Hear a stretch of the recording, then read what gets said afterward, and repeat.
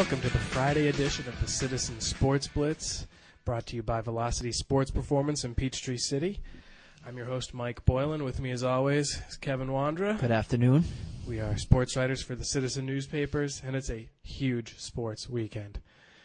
Not only do we have some great football games in the county, it's Yankees-Red Sox, so yeah, we've been at each other's throat. It's been ugly in the office. Hoping my boy steps up right here, Derek Jeter.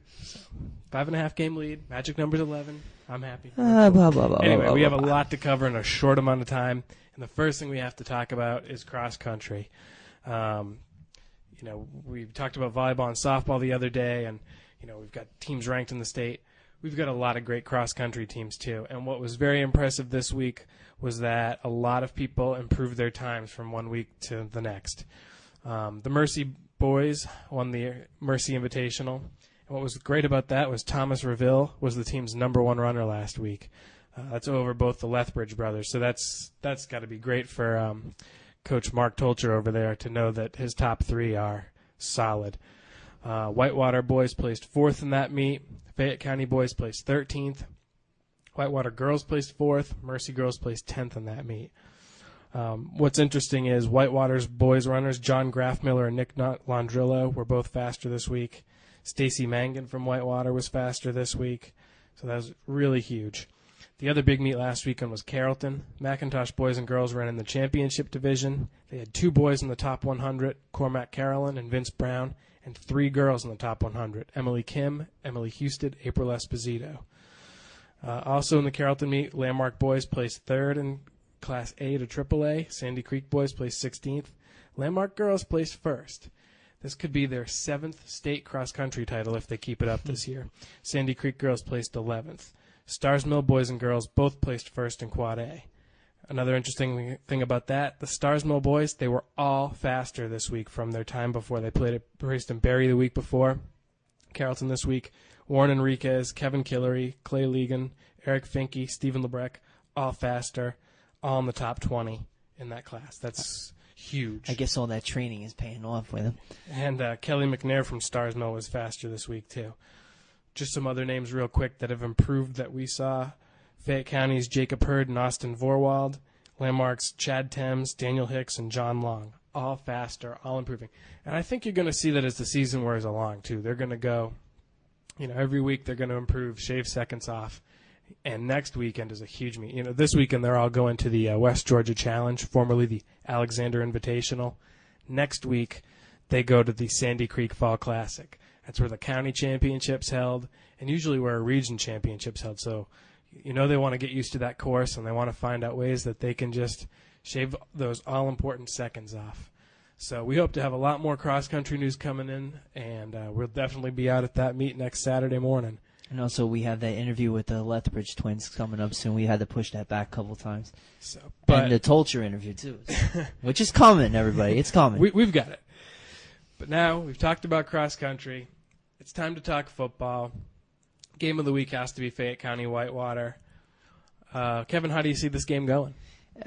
This, like you said, the game of the week. It's the Region 2 4A opener for both teams. Fayette's on a roll right now, opened the season with 2 victories. If Fayette wins this game, it will be the biggest win of Coach Tommy Webb's career at Fayette County. The key to this game is Fayette's explosive offense, led by fullback Matt Daniels, who scored 5 touchdowns in 2 games. And quarterback Brandon Boykin. And Whitewater's defense is key in this game. Playmaker extraordinaire, defensive back Kevin Fleming, and linebacker Ryan Hildago. And you can't forget Chris Asbury. He did so much in the first week, 3 interceptions the first week.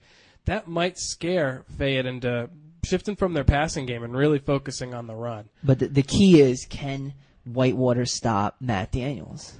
Well, and it's not just Matt Daniels. There's the Petaway, a brother and cousin, Tim Petaway. Carruthers. He's another one. They ran so many people against Jonesboro in so many different formations and ways they were going that Jonesboro had him for a little while, and then I think they just wore down by the 3rd and 4th quarter. They have a ton of athleticism on the offensive side of the ball. Speaking of offense, Whitewater's offense needs to get on track. They have not completed a pass this year, and it's also affected their running game. Colin Woody has yet to have a breakout game for him and for the team.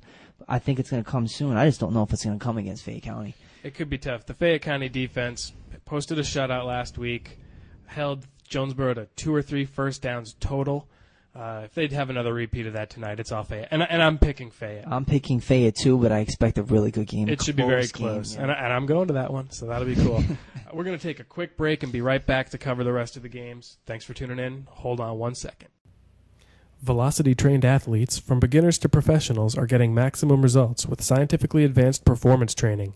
Visit www.velocitysp.com/PTC for more information. X Playground's your source for all things football. Watch all the NFL games with the main game on a 146-inch screen. Fantasy players, bring your laptop for Wi-Fi. Try X Playground's Good Pizza, located next to Talbot Bank in Peachtree City, xplayground.biz. Okay, we're back. Citizen Sports Blitz brought to you by Velocity Sports Performance in Peachtree City. Kevin, the game you're going to tonight, Stars Mill Creekside. Who do you got? I had a difficult time deciding on who would win. I give Creekside a slight edge, mainly because of athleticism, and I just want to see Stars Mill's offense play well 2 weeks in a row, so I give Creekside a slight edge in this one. I'm going Stars Mill, and here's why. I think it'll be a very close game, and when it's a close game, I go with Coach Mike Earwood. I think the defense is going to lead the way, and I think they're going to get some key turnovers that will change the game for them. Now we have an interesting game. McIntosh at Westlake. The Black Swarm at the Lions. I am going Westlake in this game, which I know isn't a popular pick. I know that the Chiefs are Fayette County's team this year, I guess. But I just think that, they've played very well. I think Westlake has a lot of athleticism, and they've put up some good amount of points the past couple weeks. I'm going to go Westlake. McIntosh is facing a Westlake team that went to the second round of the playoffs last year, but only 2 starters are back from that team. But you just know Westlake will field a talented team. As always, I'm picking Westlake. As always? You always pick Westlake? No. As always, they have a talented team. They always field a talented team. I see. Sandy Creek versus Franklin County. I think this is the week Sandy Creek puts a W in the column. They get a win. I think they've outgained both their opponents the past 2 weeks and have just been unlucky. And I think this is the week that they get a little lucky and they get their break. They're 1-2 after Friday night. Creek is too talented not to have a win by now. Their offense has struggled. I think this is the night that their offense breaks out, and their defense has been stout for the first 2 games. I think this is the game they put it all together and they pull out their first win of the season.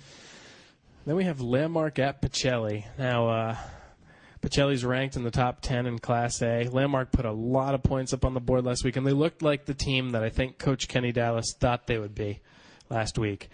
I'm just wondering if it'll continue. I think it will. I'm going Landmark. Pacelli's offense returns 9 starters, and also keep in mind that Pacelli was 1 game away from playing in the semifinals at the Dome last year. I'm going with Pacelli. It was tough for me to make that decision because I think both teams are very talented, but again, I'm going with Pacelli. And our final game of the week is Our Lady of Mercy versus Athens Christian. The Bobcats had a bye last week. Coach Brian Pinnabell was going to drill them with some fundamentals, get them back on par, look at the mistakes they made in the first week, try to play a much better game this week.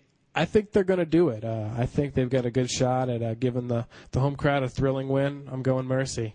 The Fighting Catholics have an advantage because they've had 2 weeks to prepare for this game, but I think it could be a long night for Mercy because of Athens Christian's running back Dreco Bostic, who rushed for over 1,600 yards and 24 touchdowns last season.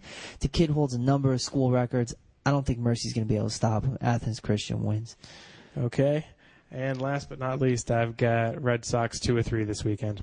Yankees 2 or 3. My boy Jeter. Outstanding series for him, as usual.